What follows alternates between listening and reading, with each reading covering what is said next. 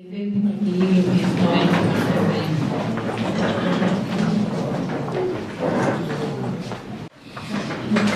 Ainsi, c'est abusé de votre temps.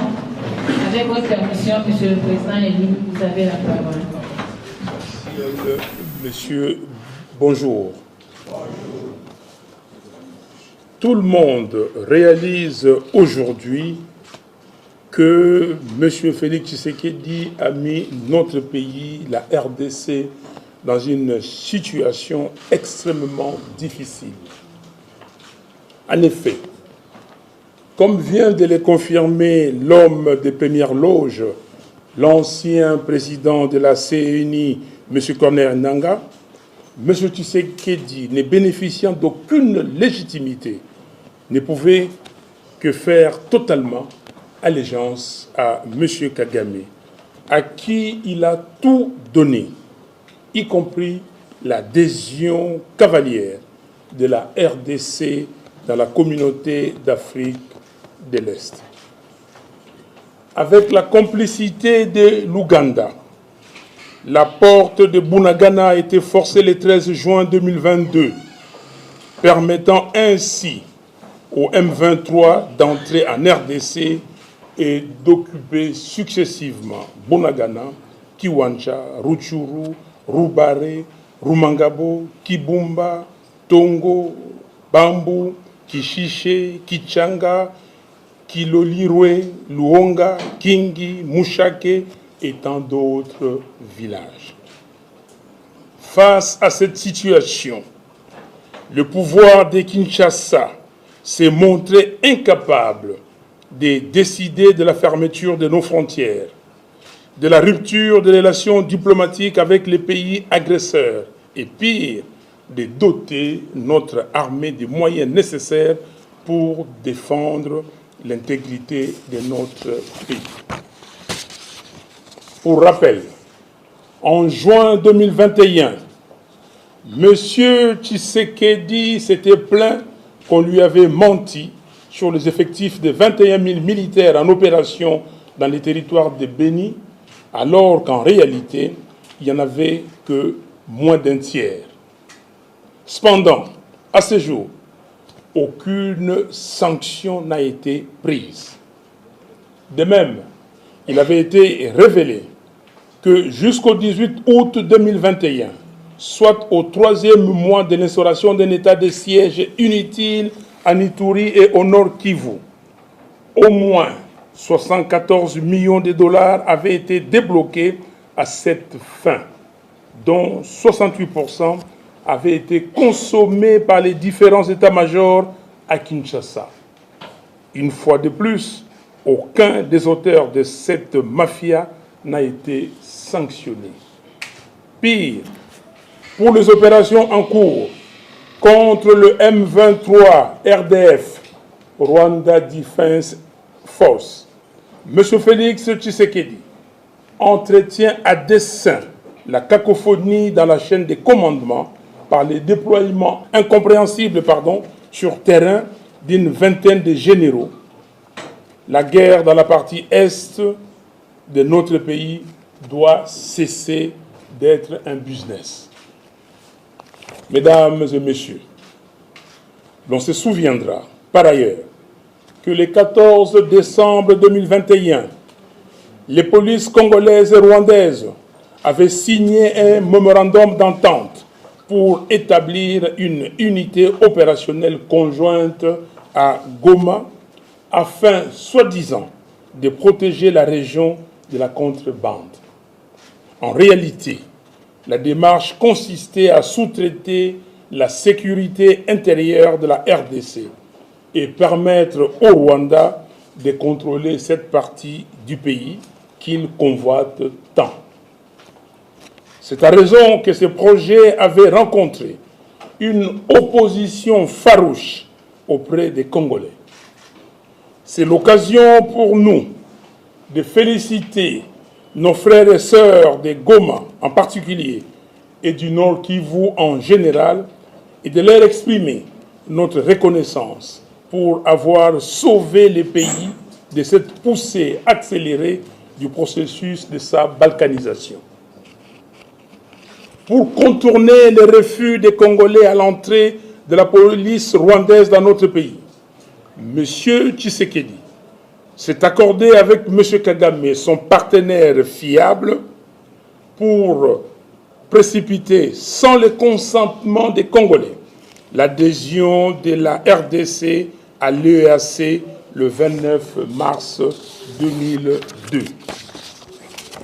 Curieusement, 2 mois et demi après, soit le 13 juin 2022, l'armée rwandaise, se servant une fois de plus du label M23, a commencé sa croisade dans nos localités et villages du Nord Kivu. Il n'est pas inutile de rappeler qu'à cette époque, les FARDC furent contredites par M. Tshisekedi et son gouvernement quant à la présence de l'armée rwandaise sur notre sol. Nous savons que les députés et sénateurs ont plusieurs fois questionné les chefs d'état-major et les ministres de la Défense sur le sujet. Mais ces derniers semblent ne pas être très au fait de ce qui se passe. Manifestement, c'est une affaire entre deux partenaires, M. Tshisekedi et Kagame. C'est ici que l'interrogation du professeur Paul Mahindo trouve son sens. Et si Kagame venait à la rescousse de Tshisekedi? Cette thèse soutient en effet que l'un des stratagèmes de M. Kagame Tshisekedi serait de brandir l'impossibilité d'organiser l'enrôlement des électeurs dans les territoires sous occupation du M23 RDF comme motif de glissement du mandat constitutionnel. Nous ne l'accepterons jamais. C'est ainsi qu'à ce jour, en plus des 11 groupements passés sous occupation du M23 RDF en territoire de Rutshuru, aucun centre d'enrôlement n'a ouvert dans les 3 groupements non occupés, à savoir Kanyabayonga, Mutanda et Bukombo. Il en est de même du territoire de Massissi, où 2 groupements, Kamuronza et Mufini Shanga, seulement sur 19, ont connu l'ouverture des centres d'enrôlement pendant moins d'une semaine. Il s'agit d'une preuve éloquente de l'incapacité avérée de M. Félix Tshisekedi d'assurer le fonctionnement régulier des institutions et de défendre l'intégrité du territoire national, en dépit des 22 mois de prorogation d'un état de siège inutile. Il ne peut donc se prévaloir de sa propre turpitude aux fins de justifier un glissement de son pouvoir défaillant. Il ne serait donc pas exagéré de dire que, par cynisme politique, les 2 partenaires jouent une comédie sur le dos du peuple congolais et rwandais. L'absence évidente de soutien de la part des organisations telles que l'Union africaine, la SADC, la CEAC et la CIRGL, et donc l'isolement de notre pays, ne peut se justifier que par la faiblesse de la diplomatie congolaise et l'absence d'un leadership conscient des enjeux. Même pendant que la RDC assurait la présidence de l'Union africaine, de la CEAC et de la SADC, elle n'a pas réussi à amener ces organisations à condamner le Rwanda. Curieusement, lors du 37e sommet de l'Union africaine, le Rwanda a réussi à faire inscrire la question du retour de réfugiés congolais se trouvant sur son territoire dans les communiqués finaux, au moment où la RDC était incapable de faire inscrire la question de l'éloignement des FDLR de notre territoire pour ôter à M. Kagame son éternel prétexte à la base de son agression contre notre pays. Dans ces conditions, il est difficile que quelqu'un puisse venir en aide à un État qui refuse de déclarer la guerre contre son agresseur, conformément à la Constitution et au droit international, qui refuse de fermer ses frontières avec le même agresseur et de rompre les relations diplomatiques avec ces derniers. Un État qui refuse de doter son armée de moyens conséquents et qui ne peut mobiliser le peuple comme un seul homme contre cette agression. Cette complicité est préjudiciable à la nation et l'expose clairement à sa perte. Nous sommes conscients que la guerre fait partie de l'histoire de l'humanité. Cependant, elle exige des responsables d'État des attitudes et des aptitudes intellectuelles, psychologiques, émotionnelles et philosophiques nécessaires pour conditionner et impacter tant le front militaire que l'ensemble de la population. Au regard du comportement de ceux qui dirigent notre pays par défi, ce qui se passe en RDC est tout sauf la démonstration des comportements des hommes engagés dans une guerre.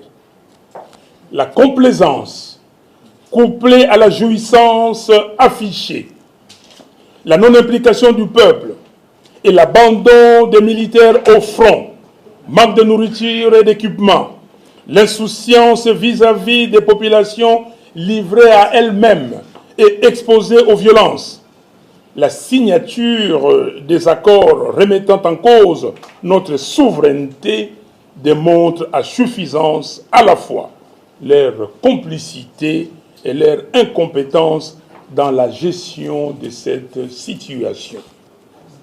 C'est pourquoi nous appelons le peuple congolais à marcher avec nous les 11 mars prochains pour dénoncer et condamner l'agression dont notre pays est victime, dénoncer et condamner la complicité et l'incompétence du pouvoir en place dans la conduite de la guerre contre l'agression rwandaise, exiger le retrait immédiat des troupes de l'EAC de notre pays et enfin demander aux Nations Unies et à l'Union africaine d'éloigner les éléments des FDLR de notre pays. La résistance patriotique reste notre seule arme efficace pour sauver le pays en danger. Je vous remercie.